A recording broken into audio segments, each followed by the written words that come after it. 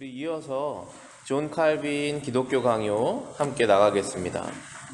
저희가 지금 다루고 있는 장은 하나님을 가시적 형상으로 나타내는 것이 불경건한 일이며 일반적으로 우상을 만드는 자는 누구나 참 하나님께 반역하는 자이다 라는 내용을 나누고 있습니다. 그 세 번째 주제를 함께 나누겠습니다. 신적 임재의 직접적인 표적이라도 우상을 정당화시키지 못한다. 자, 저희가 지금 다루고 있는 내용이 무엇이냐면은 하나님을 올바로 예배하는 방법을 저희가 알아야 하는데 그 방법을 성경에서 하나님께서 알려주셨죠.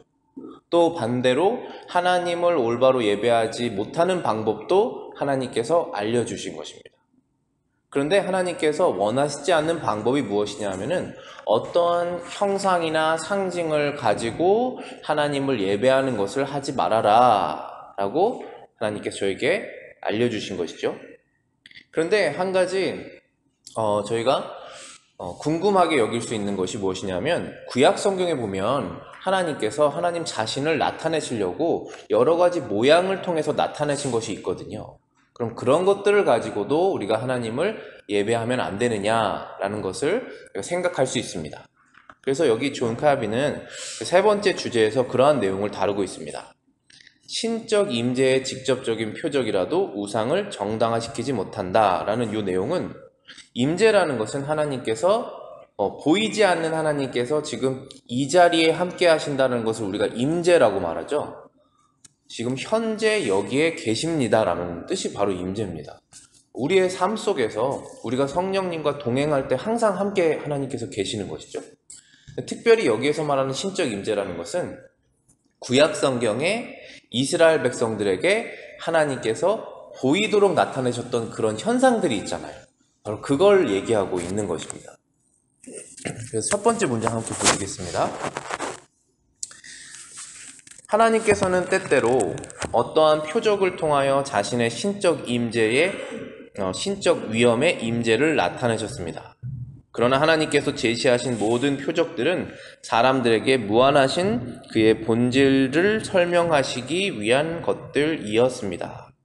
때때로 하나님께서 어떠한 표적을 통하여서 하나님의 위대한 위엄을 나타내셨죠. 그리고 위대한 하나님께서 이스라엘 백성과 함께 있다라는 것을 나타내셨었던 것들이 있습니다. 그러나 그러한 것들도 하나님이 어떠한 분이신지를 알려주시기 위한 것이지 그러한 것들을 통해서 하나님을 예배해라 라고 하는 것은 아니었습니다. 예를 들어서 신명기 4장 11절에 이런 내용이 있습니다. 너희가 가까이 나와서 산 아래에 서니 그 산에 불이 붙어 불길이 충천하고 어두움과 구름과 흑암이 덮였다라고 되어 있죠. 시내산에 이스라엘 백성들이 모였을 때 그 산에 불이 붙은 것 같이 되었고 구름과 흑암이 덮였습니다.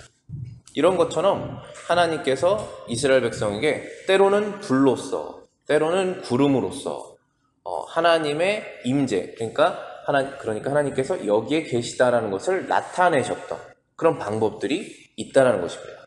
두 번째 보시겠습니다. 문장. 그러므로 하나님께서 모든 사람보다 더 친밀하게 자신을 보여주신 모세라도 하나님의 얼굴을 보는 것이 허락되지는 않습니다. 출애굽기 3장 20절입니다. 또 이르시되 네가 내 얼굴을 보지 못하리니 나를 보고 살 자가 없음이니라. 하나님과 누구보다 더 친밀하게 가까이 갖고 대화를 했었던 모세조차도 하나님을 눈으로 보는 것을 허락하지 않았다라는 것입니다. 왜냐하면 하나님께서 직접 모세에게 말씀하시기를 내 얼굴을 네가 보지 못할 것이다. 왜냐하면 나를 보고 살 자가 없다라고 말씀하셨죠. 그렇기 때문에 하나님께서 자신의 모습을 직접적으로 보여주시지 않았다는 것입니다. 또 신약 성경에도 이러한 예가 있죠. 성령님께서 비둘기 모양으로 오셨던 그러한 내용이 있습니다. 3절입니다. 세 번째 문장입니다. 신약 시대의 성령도 비둘기같이 나타나셨지만 즉시 사라져 버렸습니다. 이 순간적으로 보여진 상징은 신자들이 성령을 육안으로 볼 수 없다는 것을 믿고 그의 능력과 은혜로만 만족할 것을 가르치는 것입니다. 따라서 스스로를 위하여 어떤 다른 외부적 형체를 구해서는 안 된다는 것입니다.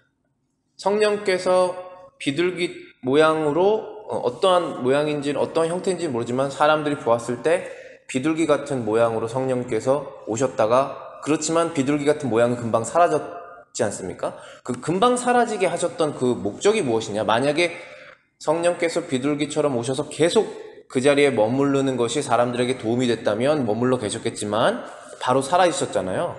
그것은 무엇을 뜻하는 것이냐 하면은 어떠한 형태로든지 간에 하나님을 생각하지 말라라는 교훈을 가르쳐주고 계시다라는 것입니다. 그 다음 문장 네 번째 보시겠습니다. 또 구약시대에는 하나님께서 때때로 사람의 형태로 나타나곤 하셨습니다. 그것은 장차 예수 그리스도를 통해 자신을 계시하실 것에 대한 서곡입니다. 자, 구약 성경 때 하나님께서 자신이 이스라엘 백성과 함께하고 있다는 사실을 알려주시기 위해서 사람의 형태로 나타나신 적이 있었습니다.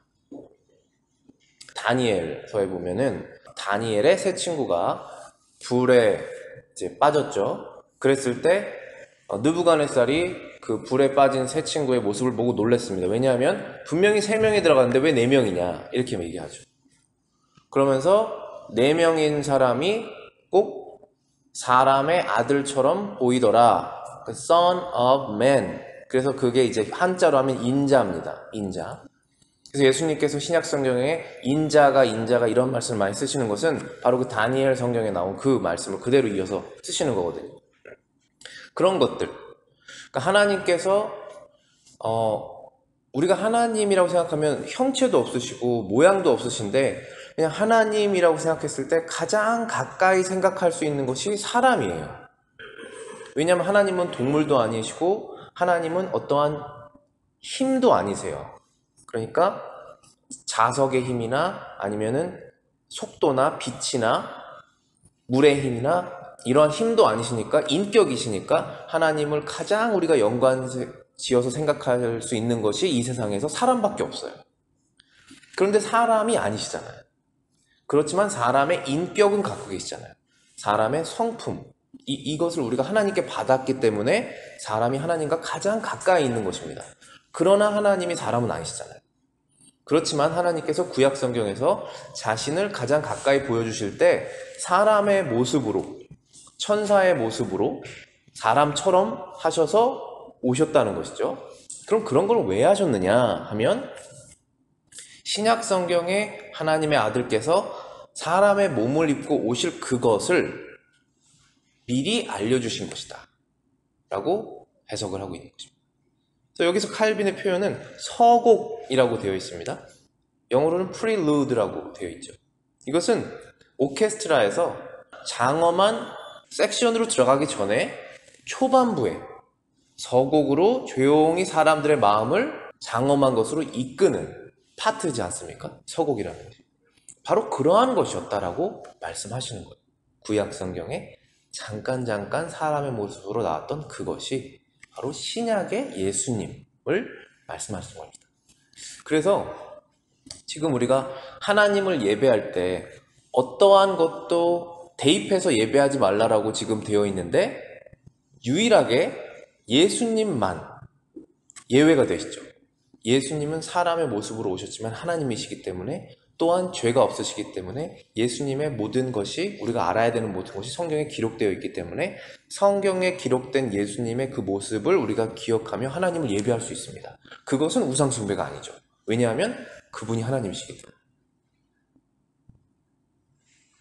5번째 문장입니다. 하나님께서 율법 아래서 자신의 권능의 임재를 나타내신 속죄소, 또 인간의 마음이 탐복하여 하나님을 명상하는 것이 최선의 길임을 제시하기 위해 지어진 것입니다. 실제로 그룹이 날개를 펴서 속죄소를 가리웠고 휘장을 덮었으며 그 위치 자체가 성막 아주 깊은 곳에 있어서 숨겨져 있었습니다. 자, 지금 또 다른 예로 구약 성경에 속죄소라는 것이 있었고 속죄소라는 곳에서 하나님께서 이스라엘 백성에게 나타나야겠다라고 약속하신 것이거든요. 약속하신 곳이거든요, 여기가. 속죄소라는 것은 무엇이냐면은 영어로는 mercy seat 그러니까 이게 의자라는 뜻이에요. 속죄소가. 왜냐면 그 언약궤라고 들어보셨죠? 성막의 안쪽에 있는 곳이 지성소, 영어로는 Holy of Holy라는 곳이 있습니다. 거기에는 1년에 한 번 대제사장만 그 안에 들어가죠. 근데 그 안에 뭐가 있습니까? 언약궤가 있어요. 이 박스예요. 근데 이 언약궤 이 상자 위에 뚜껑이 있습니다. 그 뚜껑이 마치 앉는 것처럼 되어 있어요. 그래서 거기가 mercy seat, 은혜를 주시는 의자입니다라고 말하고 있는 것입니다. 그런데 그 의자 위에 뭐가 있습니까? 천사 2명이 있잖아요.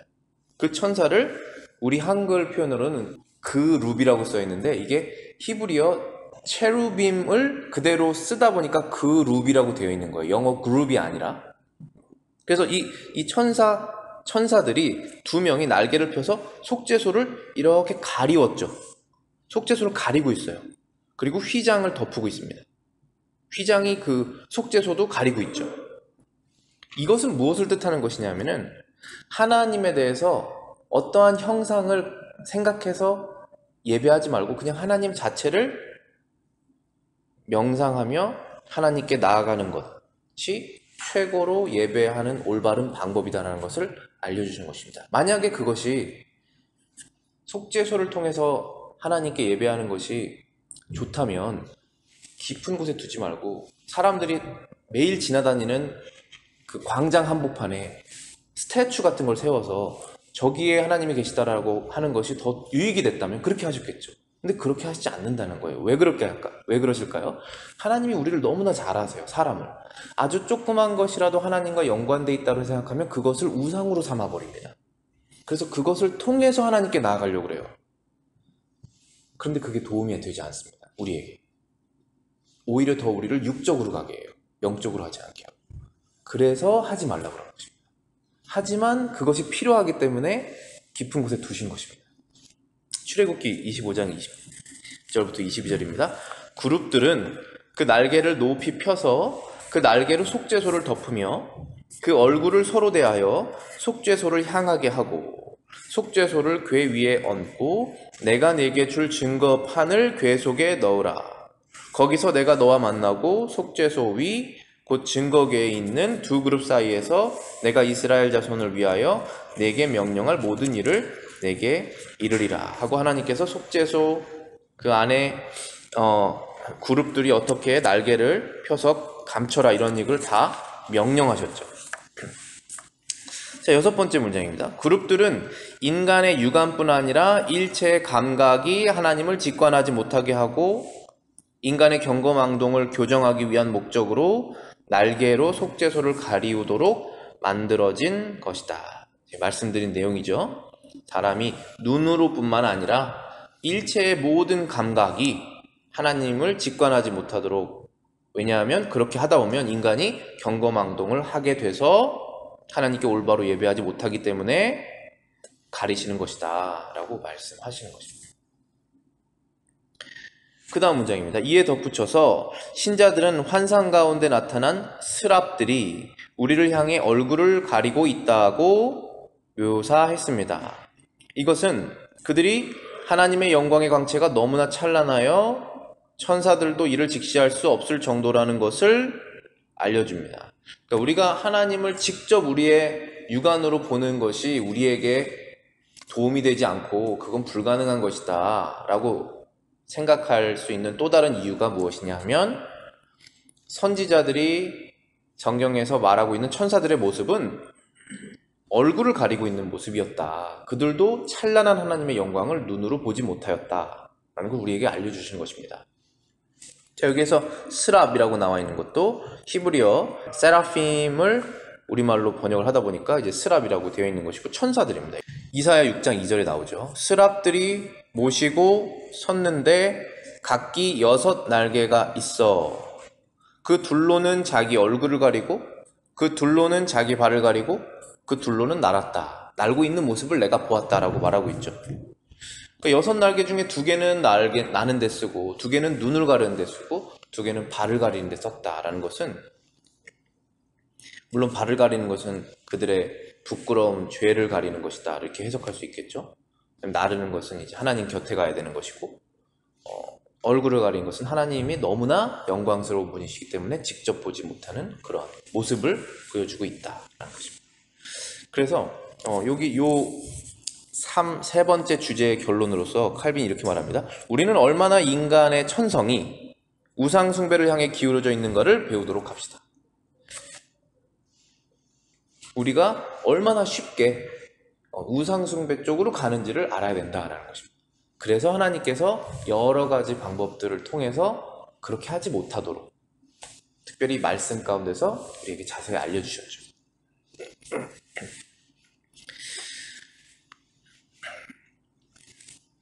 안타까운 부분이지만 그렇습니다. 우리의 인간의 본성이 주의를 기울이지 아니하면 천성을 바라보기보다도 우리가 사는 이 땅을 바라볼 수밖에 없는 그러한 우리의 영적인 상태예요. 그러나 우리가 하나님께 은혜를 입었을 때 그때 우리의 시선이 천성으로 가게 되는 거죠. 그래서 하나님께서 때때로 우리에게 영적인 도움을 주시려고 어떤가를 주셨을 때 그거를 받으면서도 또 육적으로 그것을 이용해서 가는 경우가 있습니다. 그렇기 때문에 그것을 주의해야 된다. 칼빈이 말하는 것이 얼마나 쉽게 우리가 기울어져 있는지를 우리가 배우면서 주의하고 다시 하나님께 나아가면 되는 것이다 라고 말하고 있는 거죠. 자, 네 번째 주제는 그림을 말하고 있습니다. 여기서 우상과 화상은 성경에 위배된다. 여기서 화상이라는 것은 이제 그림을 말합니다. 우상의 기원은 인간들의 생각으로부터 나오는 것이 아니고 어디에서 왔겠습니까? 라고 칼빈은 말하고 있습니다. 자, 우리가 우상을 만들든지 그림으로써 뭔가를 예배하는 그러한 모습들이 어디에서 나왔겠느냐 하면 다 사람의 머릿속에서 나온 것이다 라고 말하고 있습니다. 그것을 너무나 직접적으로 우리에게 보여주고 있는 내용이 이사야 44장입니다. 이사야 44장 14절부터 17절입니다. 그는 자기를 위하여 백향목을 베며 디르사 나무와 상수리 나무를 취하며 숲의 나무들 가운데서 자기를 위하여 한 나무를 정하며 나무를 심고 비를 맞고 자라게 하느니라. 이 나무는 사람이 땔감을 삼는 것이거늘 그가 그것을 가지고 자기 몸을 덮게도 하고 불을 피워 떡을 굽기도 하고 신상을 만들어 경배하며 우상을 만들고 그 앞에서 엎드리기도 하는구나. 그 중에 절반은 불에 사르고 그 절반으로는 고기를 구워 먹고 배불리며 또 몸을 덮게 하여 이르기를 아 따뜻하다 내가 불을 보았구나 하면서 그 나머지로 신상 곧 자기의 우상을 만들고 그 앞에 엎드려 경배하며 그것에 기도하여 이르기를 너는 나의 신이니 나를 구원하라 하는도다. 그들이 알지도 못하고 깨닫지도 못함은 그들의 눈이 가려져서 보지 못하며 그들의 마음이 어두워져서 깨닫지 못함이라. 자, 이사야 선지자가 너무나 직접적으로 지금 우상 만드는 것이 얼마나 어리석은 것이냐라고 말하고 있죠. 나무를 하나 베어서 땔감을 떼서 몸이 따뜻하다라고 하고 고기도 구워 먹는 데 쓰고 나머지 나무가 남아있으면 그걸 가지고 새겨서 우상을 만들고 이제 너는 나의 신이니 나의 기도를 받아주십시오라고 그렇게 기도하고 있는 사람의 모습이 얼마나 어리석냐라고 말하고 있는 것입니다. 자, 여기에서 우리가 생각해야 되는 부분이 이 표현을 무신론자도 똑같이 씁니다. 우리가 그 사람들에게 하나님을 믿으십시오. 그분은 이 세상을 창조하셨습니다. 라고 말했을 때 그들이 이 구절을 똑같이 말할 수 있습니다. 저기 보아라. 저 많은 사람들이 종교를 만들어서 나무를 만들고 우상을 만든 다음에 거기에다 절을 하는데 그 나무는 땔감으로도 쓰고 고기 구워먹어도 쓰는 바로 그것 아니냐라고 말하겠죠. 그런데 여기에서 중요한 포인트는 하나님께서 계시다는 사실이 이 우상 만드는 사람으로 인해서 없어지는 것은 아니죠. 하나님은 그대로 존재하시고 하나님을 예배하는 방법이 잘못된 것일 뿐이지 무신론자들처럼 저렇게 사람들이 어리석게 예배하는 것이니 이 종교라는 것 자체는 다 거짓이다라고 말할 수는 없는 것입니다. 거짓 종교가 있는 것뿐입니다. 그렇기 때문에 하나님께서 사람이 참 종교를 마음으로 진실한 마음이 있더라도 조금이라도 우상이 섞여 들어가게 되면 거짓 종교로 갈 수밖에 없다라고 말씀하시는 것입니다. 두 번째 문장입니다. 측량할 수 없고 무한한 하나님을 5척밖에 안 되는 작은 크기로 줄여버리는 일처럼 부적절한 일은 없습니다. 그럼에도 불구하고 이같이 분명히 자연의 질서를 거스르는 일이 인간에게 자연스럽게 일어납니다. 하나님께서 이 세상을 만드셨다는 것을 자신이 알면서도 그렇게 작은 크기로 줄여버리는 일들이 얼마나 자주 일어나고 있습니까? 라는 것입니다. 분명히 자연의 질서를 거스르는 것이 사람의 일상 속에서 늘 일어나고 있으니 이 얼마나 우스운 일인가 라고 말하고 있는 것입니다. 그러면서 칼빈은 인간의 지성에 대해서 얘기합니다. 세 번째 문장입니다. 인간의 지성은 오직 하나님의 능력에 의해서만 온 우주가 주관이 된다는 것을 알기 위한 바로 그 목적을 위하여 부여된 것입니다. 그렇기 때문에 물질로부터 도움을 청하고 있는 사람들에게 하나님께서 진노하시는 것입니다. 하나님께서 사람들에게 능력을 주셨습니다. 그 능력은 생각하는 능력이에요. 그리고 배우고 그것을 적용하는 능력을 주신 것입니다. 그것을 우리가 일반적으로 지성이다, 아니면 knowledge다 이렇게 말할 수 있죠.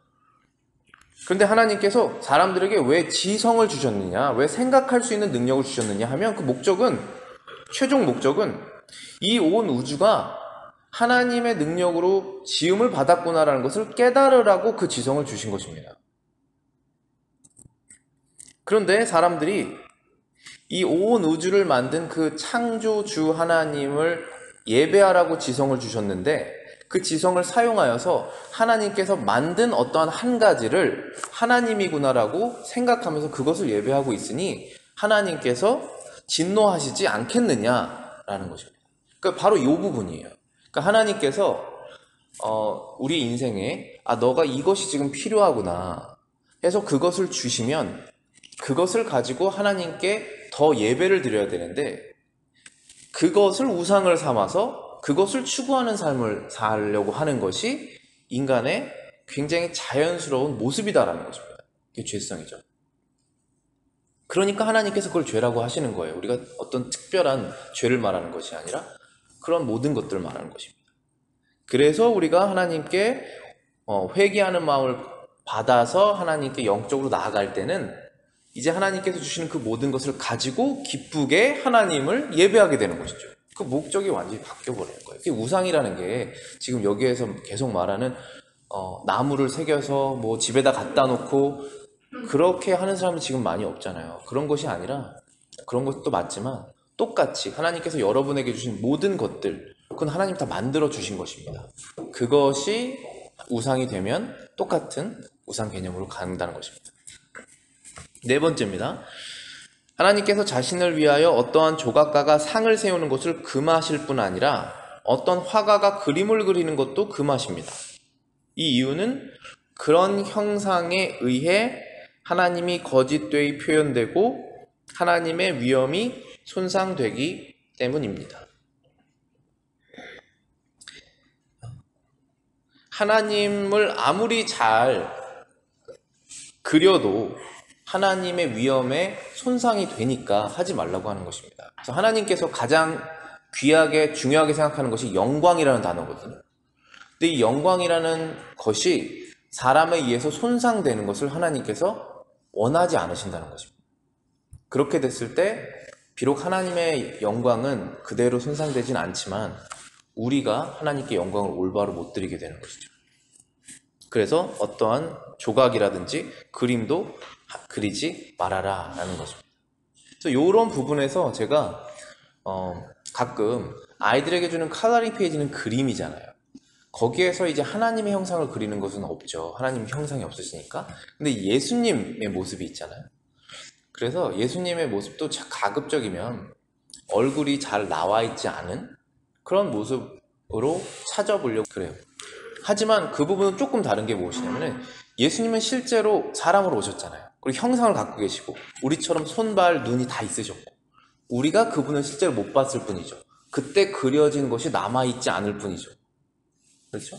그래서 그것은 우상숭배랑 좀 다르게 볼 수 있다라고 저는 생각합니다. 그럼에도 불구하고 그래도 우리가 예수님을 성경에 있는 그대로 그 글자에 있는 내용으로 머릿속에 그런 것이 더 좋으니까 뭐 영화나 이런 것도 예수님의 얼굴이 안 보인 그 배너나 이런 데 보면 안 보이게 일부러 했거든요. 그런 것이 더 좀 은혜되는 면이 있습니다. 그런 것처럼 우리가 금방 이 우상에 금방 빠지기 쉬운 육적인 존재들이에요. 그렇기 때문에 하나님께 예배할 때 어떠한 것도 통해서 예배하지 않고 오직 우리와 하나님 사이에 누가 계십니까? 예수님. 예수님이 우리의 중보자잖아요. 중보자, 미디에이터시잖아요. 그분을 통해서만 예배를 드려야 된다는 것입니다. 기도하고 마치겠습니다.